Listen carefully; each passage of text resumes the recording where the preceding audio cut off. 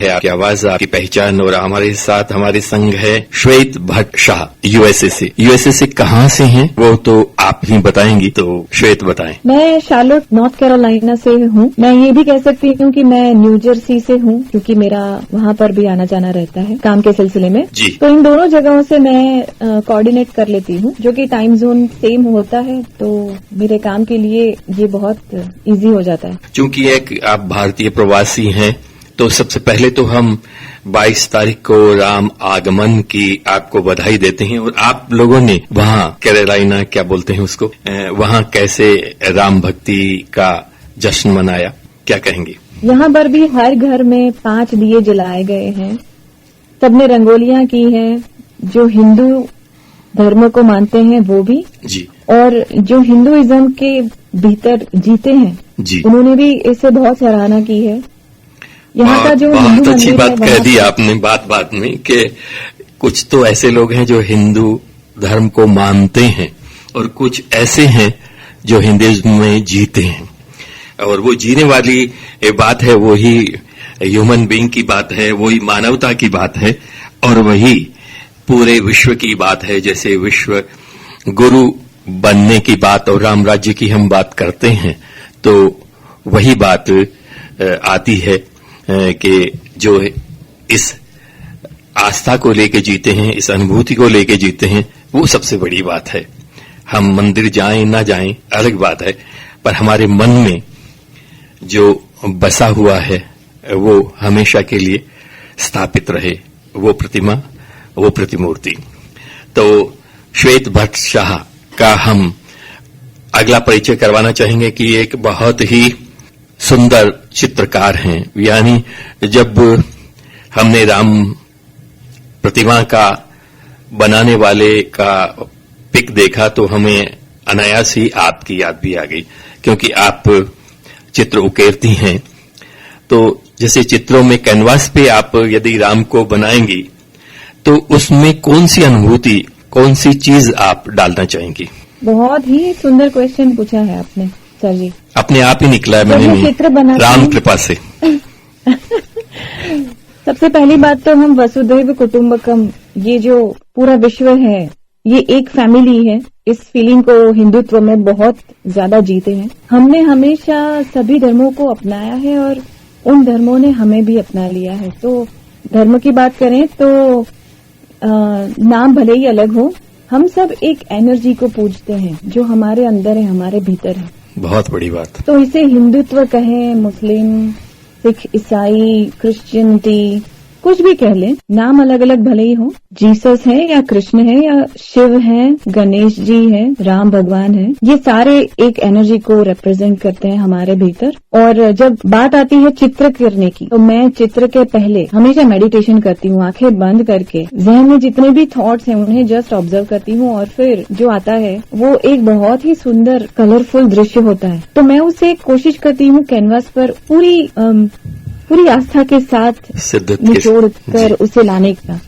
तो भगवान राम की तो मैंने अभी तक तस्वीर बनाई नहीं है, तो मैं डेफिनेटली बनाऊंगी। अब जब बिल्कुल आपके मन में जब विचार दिया है मन में आपके अवस्थित है तो जरूर वो उस रूप लेगी, आकार लेगी, स्वरूप लेगी, और वो स्वरूप अति उत्तम होगा, अनुपम होगा, अद्भुत होगा, ये हमें पूरी उम्मीद है। और हाँ, बहुत तेजस्वी होगा, क्योंकि वो एज अ ह्यूमन बीइंग ही वॉज अमेजिंग। उन्होंने एक राजा की जो प्रतिमा अगर दिमाग में आए तो राजा राम ही कहते हैं हम। बिल्कुल। उनके राज्य में प्रजा सुखी थी 100 साल से ज्यादा तक, और कहा जाता था खिड़कियां दरवाजे कोई बंद नहीं करता था। राम राज प्रजा सुखी वाला माहौल था कि घर में से कुछ चोरी नहीं होगा। एक आदर्श राजा, एक आदर्श प्रशासक, एक आदर्श शासक, और हाँ। ऐसी की मूर्ति बनाना जो है, और पुरुषों में पुरुषोत्तम, यदि हम उन्हें देवता ना कहें, पुरुष कहें तो पुरुषोत्तम, मर्यादा में मर्यादा पुरुषोत्तम। तो हर चीज में जो है उन्होंने अपनी ऊंचाई और सीमा को छुआ है, और वहां से कहीं उन्होंने आगे जाने की कोशिश नहीं की। तो ये तो हुई राम की बात। और सच में कई बार होता है कि हम किसी तस्वीर को किसी चीज को जो बहुत आकर्षक होती है, जो बोलती सी लगती है, उसको हम आंखें देख के आंखें बंद करते हैं तो उसका स्वरूप हमारे दिमाग के कैमरे में या दिल में कोई कैमरा है उसमें लॉक जरूर हो जाता है, क्लिक हो जाता है।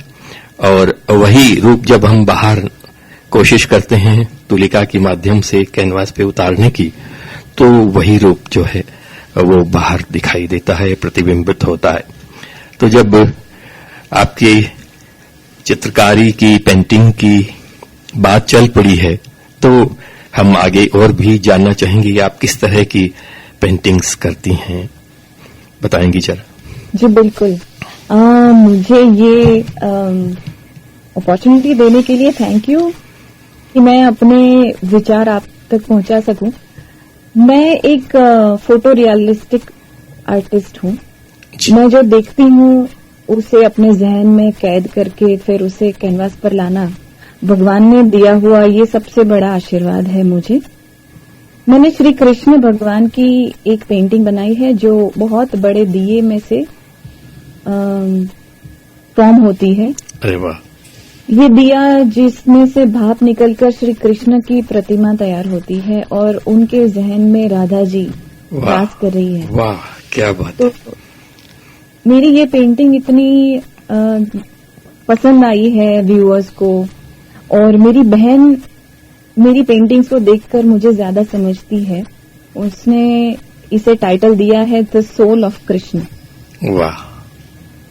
तो बचपन से लेकर आज तक मेरी पेंटिंग्स को मुझसे ज्यादा समझती है वो। और हम इससे ज्यादा समझ के कहें तो ये कहेंगे कि द सोल ऑफ श्वेत। हाँ, द सोल ऑफ श्वेत कह सकते हैं, क्योंकि उसी की रूह से, उसी की आत्मा से निकली है, उसी के जहन की ये उत्पत्ति है, अनुभूति है। तो हम ये कहेंगे। आपकी बहन से भी एक कदम आगे बढ़ने की कोशिश कर रहे हैं। Thank you so much sir. तो बहुत ही सुंदर आपने आई एम ऑनर्ड बात कही, और वो भी कृष्ण को आपने उद्घाटित किया अपने चित्र के माध्यम से।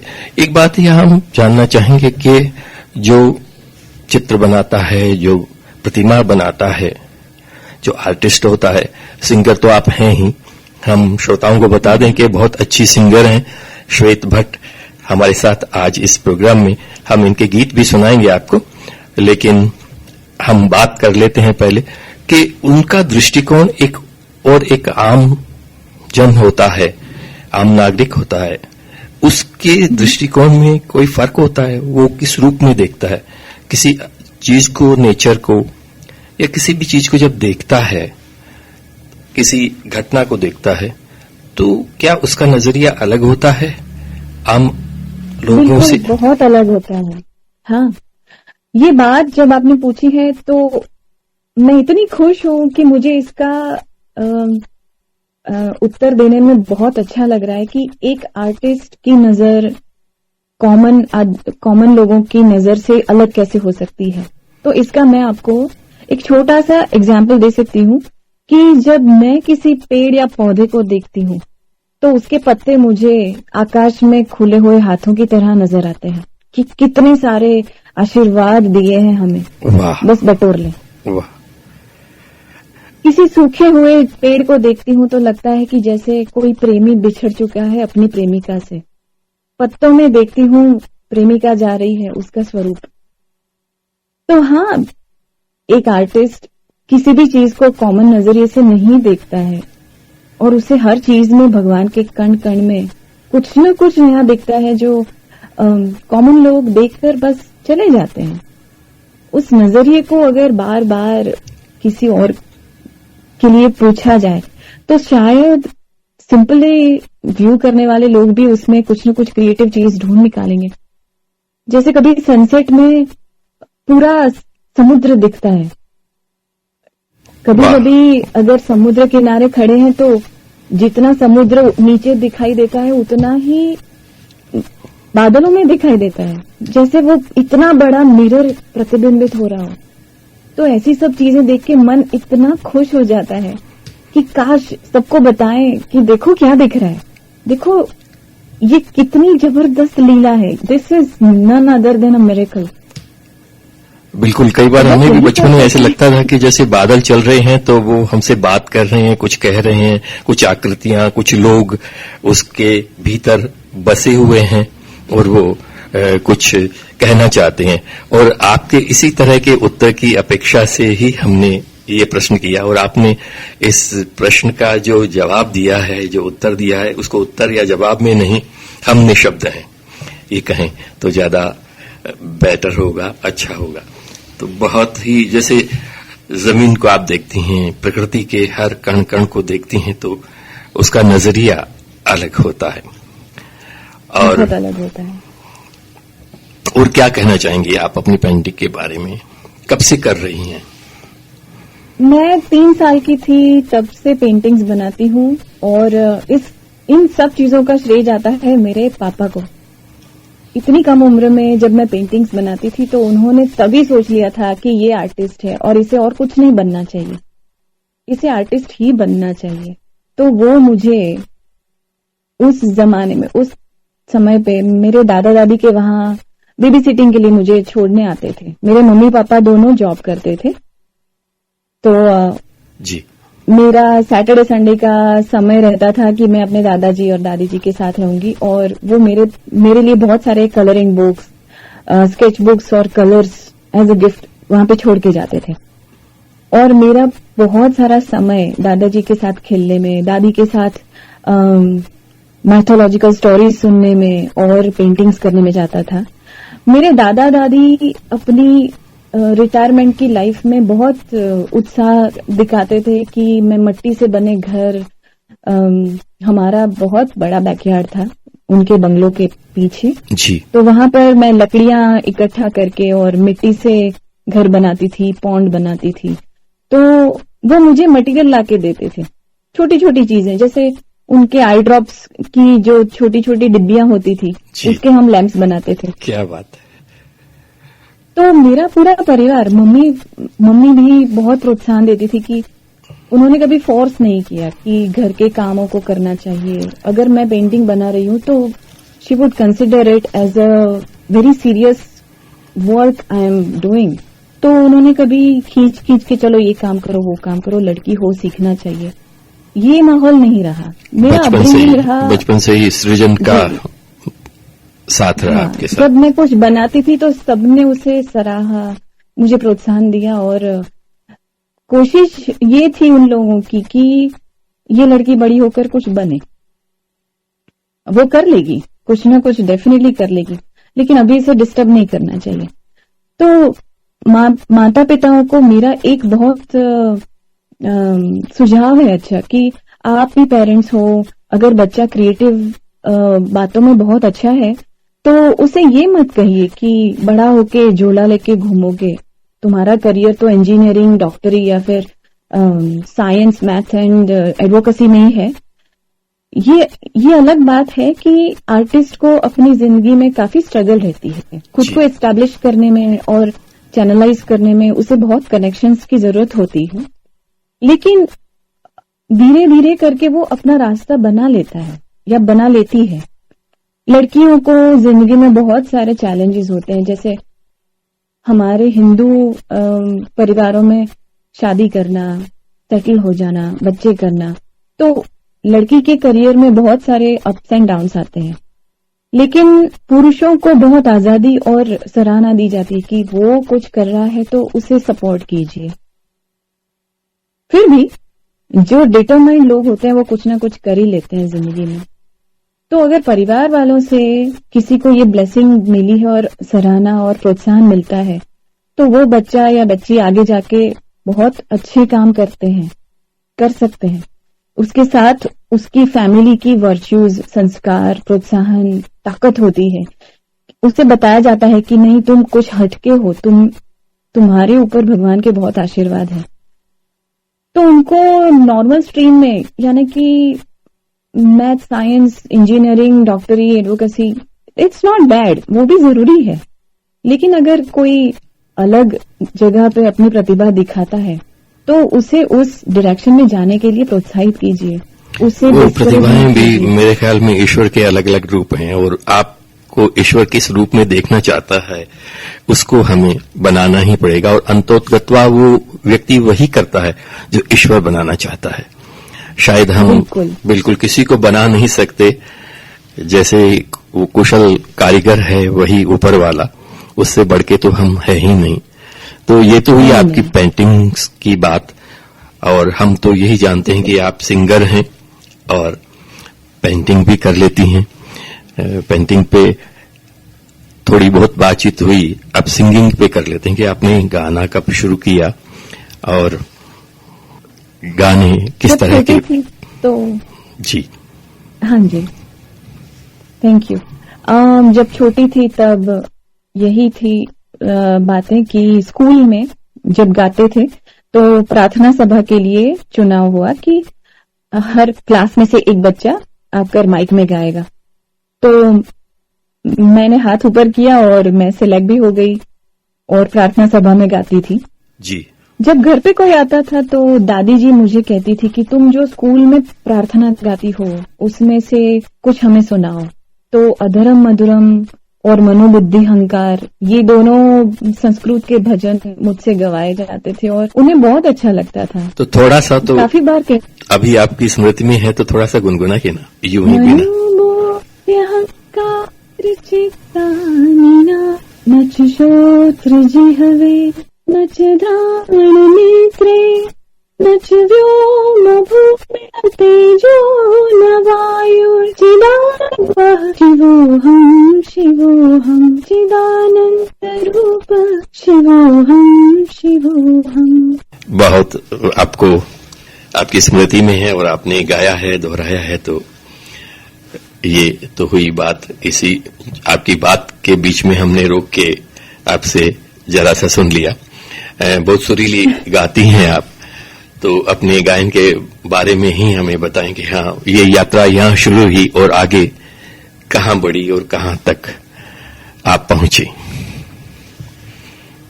जब ये बचपन का माहौल हुआ करता था कि अकेले अकेले कुछ न कुछ काम चलता रहता है और मैं गाती थी, तो मुझे मेरे मम्मी पापा और दादा दादी से प्रोत्साहन तो मिलता था, लेकिन उस समय पे ये अवेयरनेस नहीं थी कि एक्स्ट्रा क्लासेस करनी चाहिए या फिर क्लासिकल बेस आपको आना चाहिए। जितना स्कूल में सिखाते थे उसी पर से जो मैं गाती थी वो खुद रिकॉर्ड करने लगी। माधुरी दीक्षित के गीतों का मुझे बड़ा चस्का लगा था जब मैं अपने अर्ली टीन्स में थी, तो मैंने खुद की रिकॉर्डिंग वाली एक कैसेट बनाई। तो फिर तो डांस की भी बात होनी चाहिए मेरे ख्याल में, क्योंकि माधुरी दीक्षित के गीतों में तो डांस भी है ना? हाँ, तो डांस भी करती हूँ मैं, लेकिन मैं थोड़ी इस मामले में शाय हूँ। दोस्तों के साथ कभी कभी कर लेती हूँ, लेकिन प्रोफेशनली ऐसा कोई ट्रेनिंग नहीं हुई है। तो जब मैं गाती थी तो मुझे लगता था कि बहुत अच्छा रिप्रेजेंटेशन है अपने इमोशंस को बहने देने का। तो मैं जब भी कभी भी स्ट्रेस्ड आउट होती थी तो स्टार मेकर करके एक ऐप मेरे हाथ में आया और मैंने उस पर गाना शुरू किया। तो कहते हैं ना कि जैसे खुद के जज खुद बनो, खुद सुन के खुद रिकॉर्डिंग की हुई जितनी बिल्कुल हम भी यही कहते हैं। हम भी कोई भी हमारे पास यहाँ आरजे बनने आता है तो हम उसको कहते हैं कि आप खुद, हम कहेंगे आपको बुरा लगेगा, अच्छा यही होगा कि आप खुद रिकॉर्ड करिए, फिर सुनिए, फिर खुद ही जज बनिए। आपको यदि एकदम बेस्ट लग रहा है तो आप फाइन है। तो आपने इसी तरह से शुरू किया, शुरुआत ही ऐसे हुई? जी बिल्कुल, शुरुआत ऐसे हुई कि बहुत दबी सी नाक में आवाज आ रही है और रिकॉर्डिंग के बाद आपको लगता है कि ये क्या गाना गाया मैंने। क्योंकि रिकॉर्डिंग में जब ये डिजिटाइजेशन होता है तो आवाज बदल जाती है। बहुत छोटी छोटी डिटेल्स जो आपको नॉर्मली सुनाई नहीं देती वो सुनाई देने लगती है। बिल्कुल। आपका ब्रीदिंग, थोड़ा सा विजिंग साउंड आता है, विसल हो जाता है, जिसे आप श कहते हैं, तो उसमें काफी उठ के वो आता है रिकॉर्डिंग के बाद। तो आपको बहुत सारे टेक्निकलिटीज खुद ही जज करके इम्प्रूव करने पड़ते हैं। तो धीरे धीरे करके मैं इस मामले में खुद को सुधारना कोशिश करती गई। श्रेया घोषाल के, लता जी के, आशा जी के गीत सुनती गई, डिटेल में, लूप में सुनती गई। फिर मैंने शुरू किया रिकॉर्डिंग करना। एक एक गीत को जब तक वो परफेक्ट नहीं होता तब तक मैं पोस्ट नहीं करती थी। तो मैंने एक एक गीत को शायद 10 या 12 बार बिना थके गाया होगा। कभी कभी मैं ट्रैक ऑफ टाइम भूल जाती थी। मेरे छोटे छोटे बच्चे मुझे याद दिलाते थे कि हम भूखे हैं भाई। बिल्कुल बिल्कुल, हम भी यही कहते हैं कि जब तक आप 10 बार गाने को गा ना लें, उसके शब्द को पहचान ना लें और शब्द के अर्थ को आपके दिलो दिमाग में महसूस होने ना दें, तब तक जब तक ना लगेगी आपको, तब तक उस गीत को रिकॉर्ड मत करिए, गाते रहिए, रियाज करते रहिए। और आपने बिना बताए बिना सुने ये किया तो बहुत अच्छी बात है कि सेल्फ जो कॉन्फिडेंस उससे बढ़ता है और बहुत अच्छा परफॉर्म कर पाता है। जब प्रेजेंट करता है आदमी तो बहुत अच्छा लगता है उसको। तो आपका प्रिय गीत कौन सा है, यदि हम कहें कि आप मेरे पहला गीत आपने कौन सा गाया होगा जो बॉलीवुड का हम कहें बात करें तो? हाँ जी, सबसे पहला गीत मैंने रिकॉर्ड किया है मोह मोह के धागे। अरे ये गीत है मूवी दम लगा के हईशा, जिसमें आयुष्मान खुराना और भूमि पेडनेकर की बहुत प्यारी सी बहुत रेलेवेंट स्टोरी है। इसमें एक गीत है मोह मोह के धागे।